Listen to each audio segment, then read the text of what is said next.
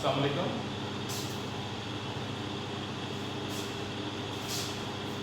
हमारा आज का लेक्चर होगा एम्प्लॉय बिहेवियर से रिलेटेड कि एम्प्लॉयज़ किस तरह से बिहेव करते हैं ऑर्गेनाइजेशन स्ट्रक्चर के अंदर या डिफरेंट सिचुएशंस के अंदर एम्प्लॉयज़ किस तरह से रिएक्ट करते हैं, उसको हम स्टडी करेंगे चैप्टर नंबर 6 में। तो cap 4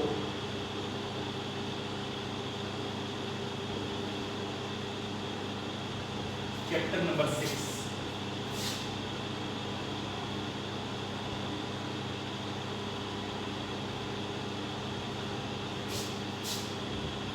the way or method by which an employee reacts to a new situation। वो तरीका जिस तरीके के ज़रिए एम्प्लॉई किसी नई सूरत हाल में रिएक्ट करेगा, किसी नई सिचुएशन को हैंडल या टैकल करेगा, that is called employee behaviour.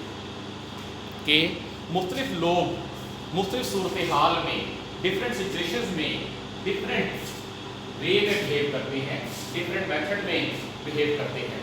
तो कोई एम्प्लॉई किस तरह से बिहेव करेगा किसी सूरत हाल में, that is called employee behaviour. अब फॉर एग्जाम्पल बाज़ लोग किसी सिचुएशन के चेंज होने से या अपनी प्लानिंग के खिलाफ कोई काम होने से या अपने किसी भी प्लान्ड टाइम टेबल से हट जाने पे बिहेव करते हैं बड़ा अग्रेसिवली, जबकि बाज़ लोग इसी को एक स्माइल के साथ ट्रीट करते हैं, हैप्पीली ट्रीट कर लेते हैं। So person to person employee behaviour फ़र्क होगा। एम्प्लॉयज़ किस तरह से एक्ट या रिएक्ट करेंगे वो फर्क होगा person to person, employee to employee. अब एम्प्लॉय बिहेवियर को स्टडी करने के लिए ज़रूरी है कि हमें एम्प्लॉय बिहेवियर से जो रिलेटेड चीज़ें हैं उनका पता हो। सबसे पहले इंडिविजुअल यूनिकनेस।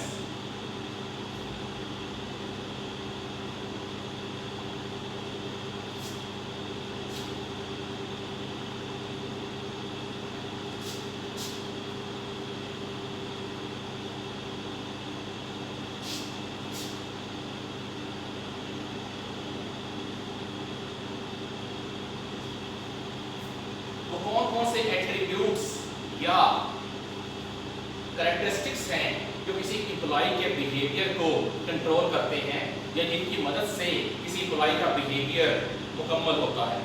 सबसे पहले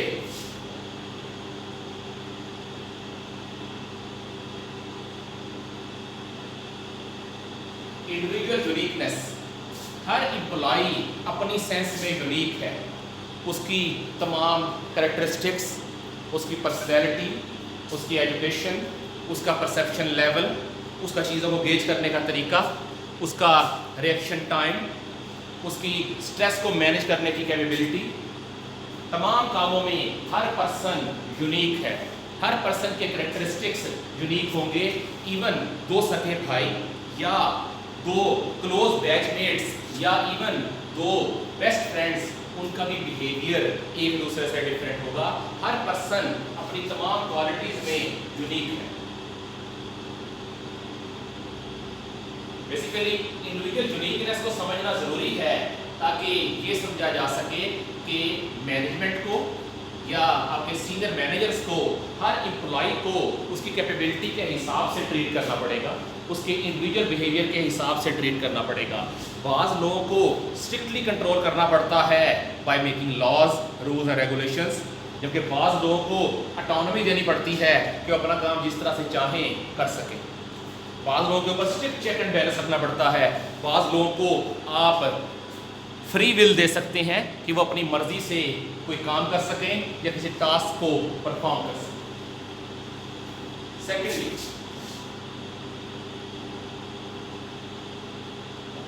पर्सनैलिटी। पर्सनैलिटी बेसिकली किसी बंदे का वो एट्रीब्यूट है कि उसके पर्सनल कैरेक्टरिस्टिक्स क्या हैं। फॉर एग्जांपल उसके मेंटल कैरेक्टरिस्टिक्स, जो उसकी दिमागी कैफियत क्या है और वो किस तरह से चीज़ों को परसीव करता है, उसके पास कौन कौन सी क्वालिटीज मौजूद हैं। सो बेसिकली पर्सनैलिटी किसी बंदे की नेचर को रिप्रेजेंट करती है। अब नेचर भी दो तरह की है, एक है बायोलॉजिकल नेचर कि उस बंदे की बॉडी फॉर्मेशन कैसी है, क्या चेहरा प्लेजेंट है या चेहरे की लुक हार्श है या चेहरे के ऊपर इनोसेंस है। ये वो पर्सनैलिटी का पार्ट है जो कुदरत की तरफ से मिला है। और दूसरा पर्सनैलिटी का पार्ट वो है जो कि पर्सन खुद डेवलप करता है। फॉर एग्जांपल एजुकेशन के ज़रिए, ट्रेनिंग के ज़रिए, रिफ्रेशर प्रोग्राम्स के ज़रिए, जिसमें वो अपने डिफरेंट स्किल्स को इम्प्रूव करने की कोशिश करता है, अपनी पर्सनैलिटी को इम्प्रूव करने की कोशिश करता है। तो पर्सनैलिटी बंदे की नेचर को शो करती है। एक वो नेचर जो उसे इनबॉर्न कुदरत की तरफ से मिली है, जो उसकी बॉडी और फेस को शो करती है, जबकि दूसरी नेचर वो है जो उसने खुद डेवलप की है bye education and training and by getting education from outside environment. Education खाली वो नहीं है जो कोई एम्प्लॉई किसी स्कूल या कॉलेज में जाके लेता है, बल्कि एजुकेशन वो भी है जो हम लोग अपने इर्द गिर्द के एनवायरनमेंट से सीखते हैं, वो भी education. Then comes psychological agreement।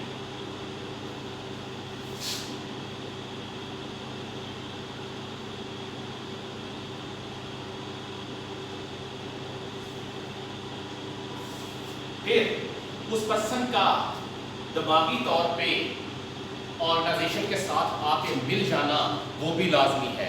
एक है किसी पर्सन का किसी ऑर्गेनाइजेशन में इंडक्ट हो जाना। एक बंदा किसी ऑर्गेनाइजेशन को जाके ज्वाइन कर चुका है, इसका ये कतई मतलब नहीं है कि वो ज़हनी तौर पे उस ऑर्गेनाइजेशन को कबूल भी कर चुका है।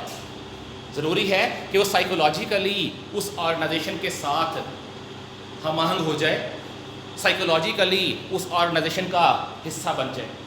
फॉर एग्जांपल बहुत से लोग टीचिंग में इसलिए आ जाते हैं कि वो कहते हैं हमें कहीं और जॉब नहीं मिली थी, या मेजॉरिटी स्टूडेंट्स जो सीए की फील्ड में आते हैं नॉर्मली वो लोग होते हैं जिन लोगों को या तो मेडिकल कॉलेज में या इंजीनियरिंग कॉलेज में एडमिशन नहीं मिला होता। तो जब करने को कुछ और नहीं मिलता तो फिर कहते हैं चलिए सीए कर लेते हैं कि सीए एक बेहतर फील्ड है। सो किसी पर्सन का साइकोलॉजिकल एग्रीमेंट होना ज़रूरी है कि वो अपने आप को ऑर्गेनाइजेशन का मुस्तकिल हिस्सा मान ले। बॉडी वाइज तो हिस्सा बन चुका है जब उसने ऑर्गेनाइजेशन को ज्वाइन कर लिया, लेकिन मेंटली भी उसका ऑर्गेनाइजेशन के साथ जुड़ना ज़रूरी है। अब साइकोलॉजिकल एग्रीमेंट में दो हिस्से होंगे।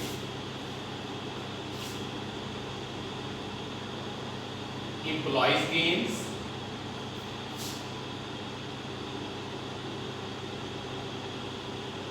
Organisation gains. जब साइकोलॉजिकल कनेक्शन होगा एम्प्लॉय का किसी ऑर्गेनाइजेशन के साथ, तो बेसिकली ये टू वे ट्रैफिक है। एक एग्रीमेंट है आपस में कि कुछ गिव एंड टेक चलेगा, कुछ चीज़ें एम्प्लॉय को रिसीव होंगी और कुछ चीज़ें आपकी ऑर्गेनाइजेशन को मिलेंगी। ऑर्गेनाइजेशन को क्या मिलेगा? सबसे पहले कॉम्पिटेंसीज। एम्प्लॉय अपने पास जो एजुकेशन, जो स्किल्स ओन करता है वो ऑर्गेनाइजेशन को अवेलेबल होंगी। देन ग्रोथ, इसको ग्रोथ मिलेगी। एम्प्लॉय का गेन क्या होगा? सबसे पहले कंपेंसेशन, कि एम्प्लॉय को सैलरी की फॉर्म में, परपोजिट्स की फॉर्म में कंपेंसेशन मिलेगी, प्लस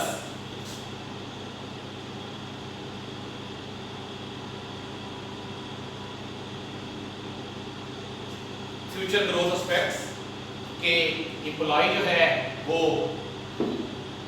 फ्यूचर में अपनी ग्रोथ देखता है ऑर्गेनाइजेशन के साथ एसोसिएट होके, कि जैसे जैसे वो ऑर्गेनाइजेशन के साथ रहेगा उसकी फ्यूचर में ग्रोथ हो सकेगी, वो स्टेप अप हो सकेगा, अपने मौजूदा डेजिग्नेशन से हायर डेजिग्नेशन के ऊपर शिफ्ट हो सकेगा। Plus increase in competencies. जब एम्प्लॉय किसी ऑर्गेनाइजेशन में काम करेगा तो उसको एक्सपीरियंस मिलेगा। एक्सपीरियंस मिलने का मतलब क्या है, उसकी कॉम्पिटेंसीज में इंक्रीज आ रहा है। और इन कॉम्पिटेंसीज को हासिल करने के लिए एम्प्लॉय करेगा क्या, एम्प्लॉय फर्म को अपना वक्त भी देगा और उस वक्त के अंदर वो काम भी करेगा। तो बेसिकली जो साइकोलॉजिकल एग्रीमेंट है ये गिव एंड टेक का एग्रीमेंट है कि एम्प्लॉय फर्म को क्या देगा, ऑर्गेनाइजेशन को क्या देगा और बदले में ऑर्गेनाइजेशन उस एम्प्लॉय को क्या देगा। That is psychological agreement. फिर चौथा part,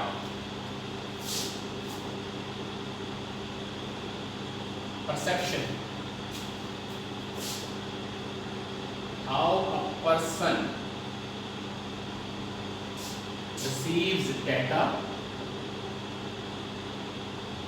or information from its environment or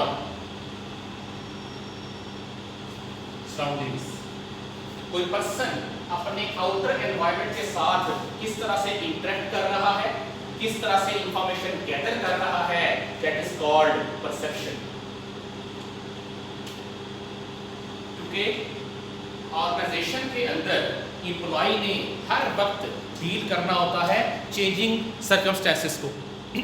अब उन चेंजिंग सर्कमस्टेंसेस को जज करने के लिए एम्प्लॉय के पास परसेप्शन पावर होनी चाहिए।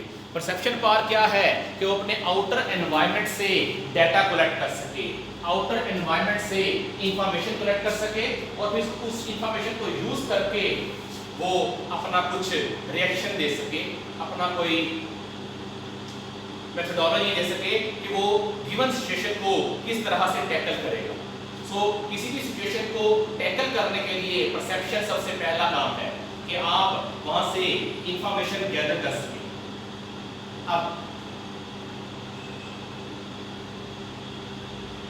अब परसेप्शन हर पर्सन की यूनिक होती है। एक ही तरह के सर्कमस्टेंसेस में मुख्तलिफ लोगों को भेज दें, हर कोई उस सिचुएशन को अलग तरह से परसीव करेगा, हर कोई अलग तरह से इंफॉर्मेशन लेगा।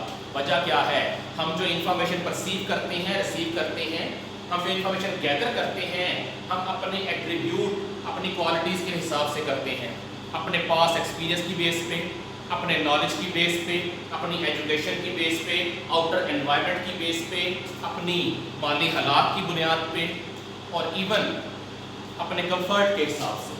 और फिर हम क्या देखना चाहते हैं, हमारी मेंटल स्टेट क्या है, उसके हिसाब से। सो एक ही तरह की सूरत हाल को, सिचुएशन को मुख्तलिफ लोग या मुख्तलिफ एम्प्लॉइज डिफरेंट वे में परसीव करेंगे। अब परसेप्शन के या इंफॉर्मेशन रिसीव करने के कई मेथड्स हैं। How to gather information.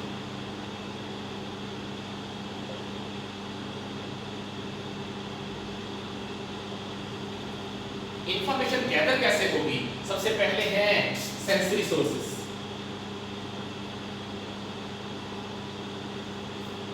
के नेचर ने हमें जो 5 सेंसेस दी हैं, हम उन सेंसेस की मदद से इंफॉर्मेशन कलेक्ट करते हैं। दैट इज टच, जो हमारी छूने की सलाहियत है, साइट, देखने से,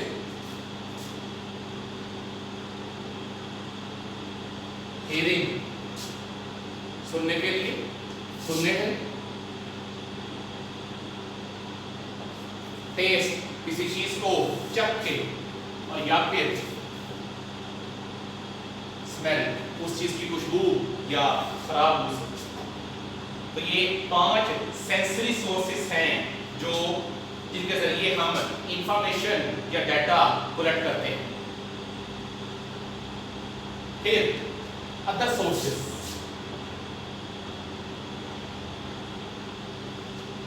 सेंसरी सोर्सेस के अलावा अदर सोर्सेस कौन कौन से हैं जिनके जरिए हम डाटा कलेक्ट करते हैं? हमारा एटीट्यूड, कि हम लोगों को डील किस तरह से करते हैं, हमारी एजुकेशन, हमारा एक्सपीरियंस,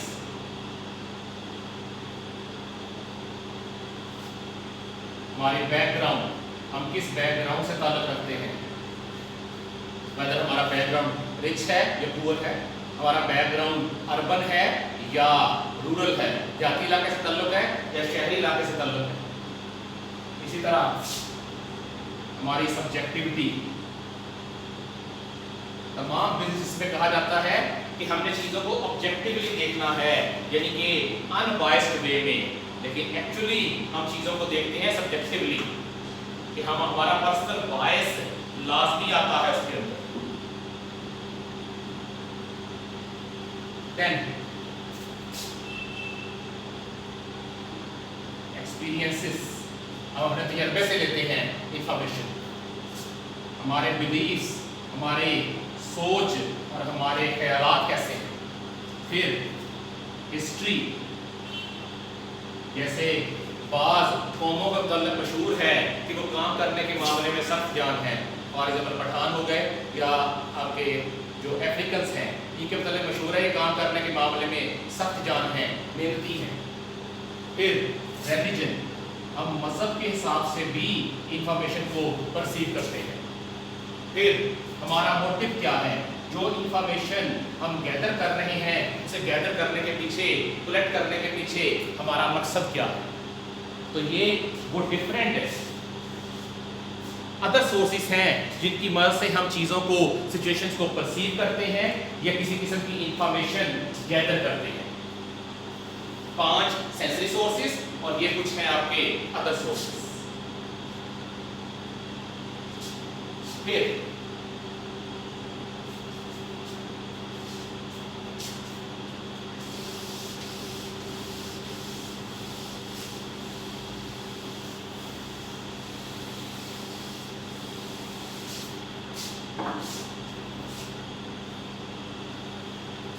स्टेजेस ऑफ परसेप्शन, के परसेप्शन का प्रोसेस मुकम्मल कैसे होता है, परसेप्शन स्टार्ट कहाँ से होगी और फिर ख़त्म कहाँ होगी। परसेप्शन शुरू होगी बेसिकली इनपुट से, हमें आउटर एनवायरनमेंट से जो डाटा मिलेगा, फिर उस डाटा को हम ऑर्गेनाइज करेंगे, इस तरह हम क्वांटिटेटिव मेथड्स के अंदर करते थे। पहले डाटा कलेक्ट किया, फिर उसे प्रोसेस किया और प्रोसेस करने के बाद फिर इसको इंटरप्रेट करते थे। तो जो आपका परसेप्शन का प्रोसेस है ये भी 3 स्टेज पे होगा। सबसे पहला स्टेज 1, गैदरिंग और सिलेक्शन ऑफ इंफॉर्मेशन। सबसे पहले हम हमारे इर्द गिर्द आउटर एनवायरनमेंट के अंदर जो सिग्नल्स मौजूद हैं या जिस टाइप का डाटा मौजूद है, हम उसमें से अपनी मर्जी का डाटा सेलेक्ट करेंगे। कोई भी पर्सन जो किसी इवेंट को, किसी सिचुएशन को देख रहा है, वो उस सिचुएशन में से पहले अपना डाटा सेलेक्ट करेगा अपनी मर्जी के मुताबिक। फॉर एग्जांपल, एक एक्सीडेंट में पुलिस के लिए और रेस्क्यू वालों के लिए अलग अलग टाइप का डाटा है। पुलिस के लिए डाटा ये है कि क्राइम सीन या एक्सीडेंट हुआ कैसे है, कौन कौन सी पार्टीज इन्वॉल्व हैं, नंबर ऑफ इंजर्ड पर्संस और नंबर ऑफ डेथ्स वो कितनी है और मिस्टेक किसकी है। जबकि सेम सिचुएशन में रेस्क्यू वालों के लिए क्या इंपॉर्टेंट है, कितने लोग वाउंडेड हैं, कितने लोग सीरियसली वाउंडेड हैं, कितने लोगों को हॉस्पिटल तक लेके जाना पड़ेगा और कितने लोगों को on the spot first aid दे के फारिग किया जा सकता है। सो एक ही सिचुएशन में डिफरेंट पार्टीज के लिए, डिफरेंट पर्संस के लिए अलग तरह का डाटा होगा। सो आपके परसेप्शन की पहली स्टेज है कि how to gather the data और information. Then stage 2, to organise the data. जो इंफॉर्मेशन किसी पर्सन ने कलेक्ट की है, अब वो इस इंफॉर्मेशन को ऑर्गेनाइज करेगा एक सिस्टमैटिक वे में, एक ऐसे वे में जो उसके लिए इजीली अंडरस्टैंडेबल हो, जो उसके जिसके ऊपर वो इजीली काम कर सके। And then third one, stage 3, interpretation. पहले डाटा कलेक्ट होगा, फिर उस डाटा में से जो रेलिवेंट डाटा है उसकी सिलेक्शन होगी, या उस डाटा को किसी न किसी ऑर्डर के अंदर अरेंज किया जाएगा, और फिर एट द एंड वो पर्सन जो सिचुएशन को हैंडल कर रहा है या ओवरसी कर रहा है वो उस चीज को अपने वर्ड्स में एक्सप्लेन करेगा कि एक्चुअली उसने क्या देखा है या वो किस टाइप की सिचुएशन को हैंडल कर रहा है।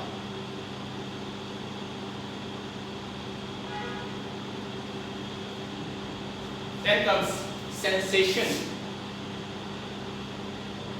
versus perception.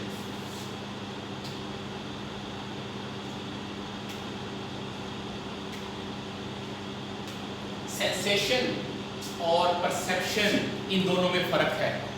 Sensation basically perception का इब्तदाई हिस्सा है जिसे हमने स्टेज 1 कहा है, जहां हम डाटा गैदर करते हैं। तो सेंसेशन बेसिकली वो इंफॉर्मेशन है जो हम अपनी 5 सेंसेस के ज़रिए हासिल करते हैं, touch, sight, hearing, taste and smell. जो इंफॉर्मेशन हम इन 5 सेंसेस के ज़रिए हासिल करेंगे, कलेक्ट करेंगे, that will be recorded as sensation.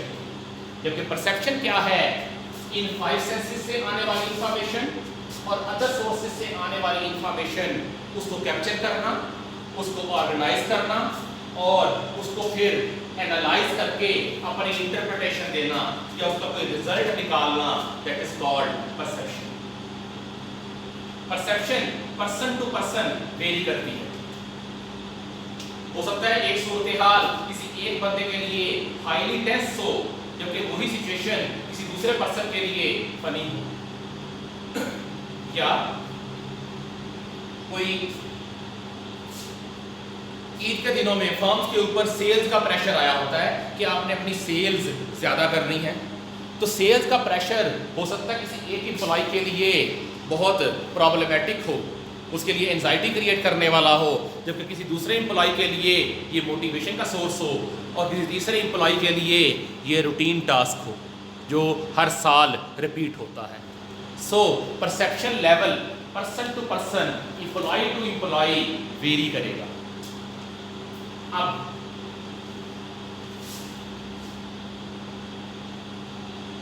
लोग चीजों को परसीव किस तरह से करते हैं वो देखते हैं। How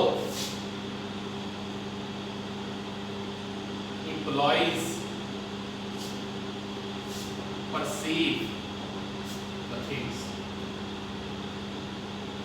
events, situations. लोग किसी सिचुएशन को, किसी इवेंट को या किसी काम को किस तरह से परसीव करेंगे, ये मुख्तलिफ चीज़ों के ऊपर डिपेंड करता है। हम लोग अपनी मर्जी की इंफॉर्मेशन किसी इवेंट से कलेक्ट करते हैं। जिस तरह एक, जैसे मैंने एग्जांपल दी कि एक एक्सीडेंट का वाकया हुआ तो हॉस्पिटल वालों के लिए उसके अंदर अलग तरह का डाटा होगा, वो उसे अलग वे में परसीव करेंगे, जबकि पुलिस के लिए उसके अंदर अलग तरह का डाटा होगा।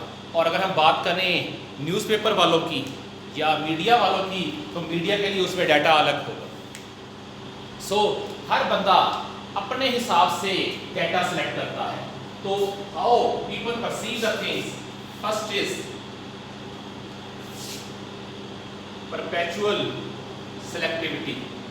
हम लोग, हर पर्सन, हर एम्प्लॉय अपने हिसाब से डाटा सिलेक्ट करके कलेक्ट करता है कि कौन सा डाटा रेलिवेंट है और कौन सा डाटा इररेलिवेंट है। अब ये जो सिलेक्शन का प्रोसेस है कि कौन सा डाटा किसी सूरत हाल के साथ रेलिवेंट है और कौन सा डाटा इररेलिवेंट है, ये 3 फैक्टर्स के ऊपर डिपेंड करेगा।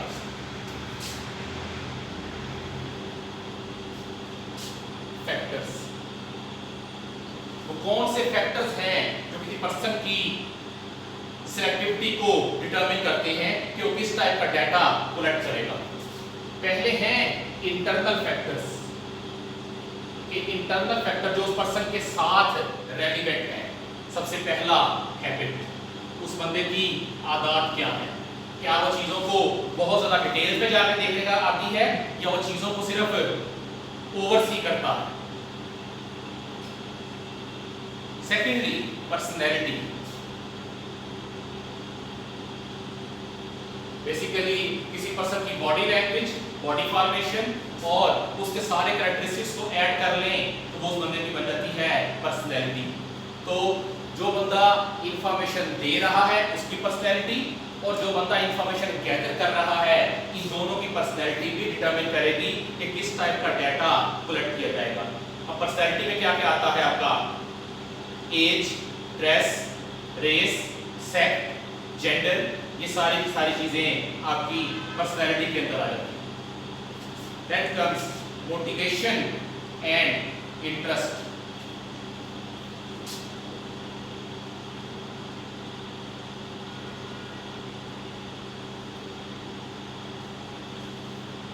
Motivation and interest. मोटिवेशन क्या है? मोटिवेशन एक ऐसी फोर्स है जो आपकी दिलचस्पी, आपका इंटरेस्ट डेवलप करती है किसी सिचुएशन के अंदर। तो अगर किसी पर्सन को किसी खास काम में इंटरेस्ट है और जिस इवेंट को वो स्टडी कर रहा है वो इवेंट भी उसकी मर्जी के मुताबिक या उसके इंटरेस्ट के साथ मैच करता है, तो वो वहां से ज्यादा इंफॉर्मेशन कलेक्ट करेगा।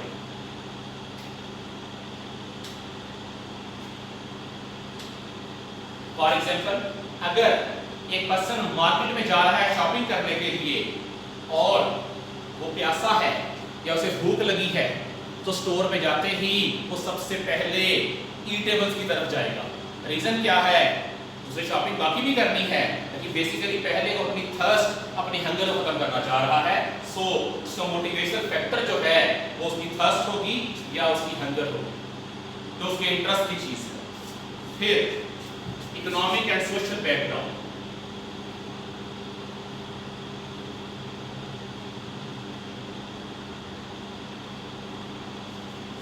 कि वो पर्सन किस तरह के बैकग्राउंड से ताल्लुक रखता है, whether he belongs to a rich family or a poor family or a middle class। इसी तरह उसका सोशल स्टेटस क्या है, क्या किसी हाई क्लास के साथ ताल्लुक है या किसी नॉर्मल क्लास के साथ उसका ताल्लुक है।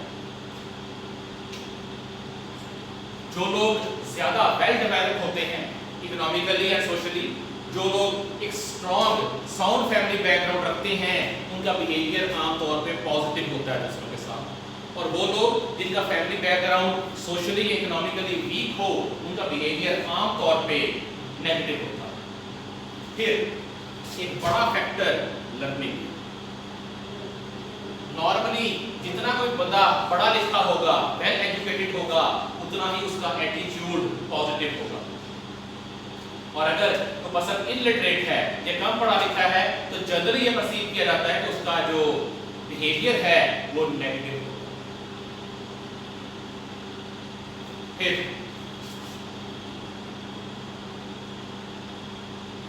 Organisational specialisation.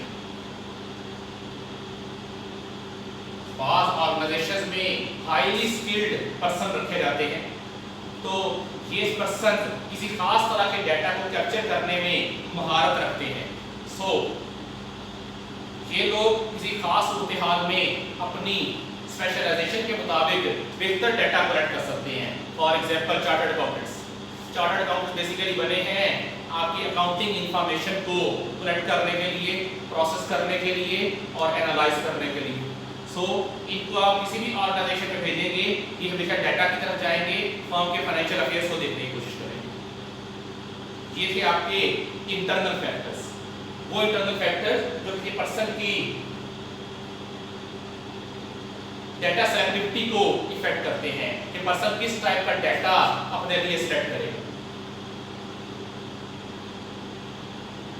Then comes external factors। के एक्सटर्नल फैक्टर कौन कौन से हैं जो किसी पर्सन की डाटा सिलेक्शन को इफेक्ट करते हैं।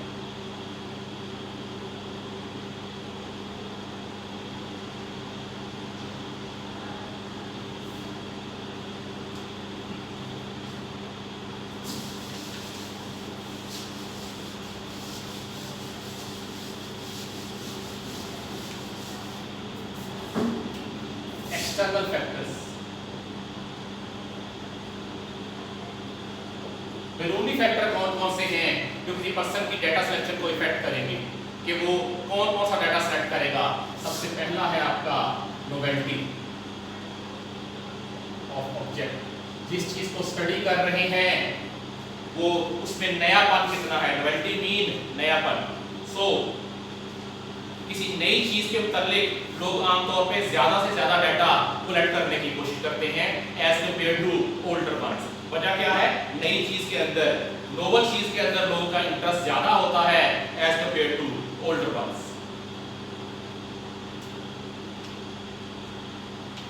फिर मोशन, क्या वो चीज स्टैटिक है या मूव कर रही है। आमतौर पे लोग मूव करती हुई शय को ज्यादा तवज्जो देते हैं as compare to static objects. एक चलती हुई चीज लोगों की तवज्जो ज्यादा हासिल करती है। फॉर एग्जांपल इलेक्ट्रॉनिक मीडिया ज्यादा स्ट्रांग है as compare to print media के। वजह क्या है, उसमें चीजें मूव करती हैं। देन रेपिटेशन, वो चीज कितनी दफा रिपीट हुई है। जो चीज जितनी बार ज्यादा रिपीट होगी उतना ही लोगों के दिमाग पे वो ज्यादा गहरा असर डालेगी, उतना ही लोग उसको ज्यादा तवज्जो से सुनेंगे और उतनी ही ज्यादा उसमें से डाटा सेलेक्ट करने की क्वालिटी होगी, उसमें से डाटा कलेक्ट करने का उतना ही ज्यादा चांस होगा। फिर साइज, चीजों के साइज के हिसाब से भी डाटा कलेक्शन का प्रोसेस कंप्लीट होता है। आमतौर पे बड़ी चीजें लोगों की तवज्जो ज्यादा हासिल करती हैं as compare to smaller ones. That's why आप मल्टीनेशनल फर्म्स को देखिएगा, वो बड़े साइज के ऐड लगाती हैं शहरों के अंदर बिल बोर्ड्स के ऊपर, ताकि लोग उन बोर्ड्स को देखें। सो साइज भी डाटा सिलेक्शन के ऊपर इफेक्ट करता है। देन इंटेंसिटी, उस शय की शिद्दत कितनी है। जो चीजें ज्यादा इंटेंस होंगी वो लोगों की तवज्जो ज्यादा हासिल करेगी। For example loud music, loud voice, इसी तरह स्ट्रॉन्ग लाइट, शार्प साउंड, ये सारी की सारी चीजें हैं जो इंटेंसिटी को शो करती हैं। जितना स्टिमुलस ज्यादा इंटेंस होगा उतनी ही तवज्जो हासिल करेगा। And the last one, contrast. जिसका कपड़ों में कंट्रास्ट होता है कि क्या तमाम गारमेंट्स आपस में मैच कर रहे हैं या उनकी कलर स्कीम वगैरह एक दूसरे से डिफरेंट है। तो मैचिंग की बजाय जो कंट्रास्ट है ये लोगों की तवज्जो ज्यादा हासिल करता है। दैट्स व्हाई किसी जगह पर किसी ऑब्जेक्ट को प्रोमिनेंट करना हो तो उसका कलर चेंज कर दिया जाता है। इसी तरह जब आपने प्रेजेंटेशन देनी हो तो आमतौर पे ब्लैक बैकग्राउंड के साथ व्हाइट राइटिंग या व्हाइट बैकग्राउंड के साथ ब्लैक राइटिंग ये ज्यादा डीप इंप्रेशन देती है as compare to matching writing.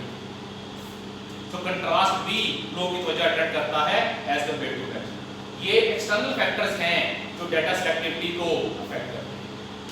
Then comes perceptual problems के हम डाटा जो सिलेक्ट करते हैं, डाटा सिलेक्ट करने में ये फैक्टर्स आगे जो इफेक्ट करते हैं डाटा सिलेक्टिविटी को।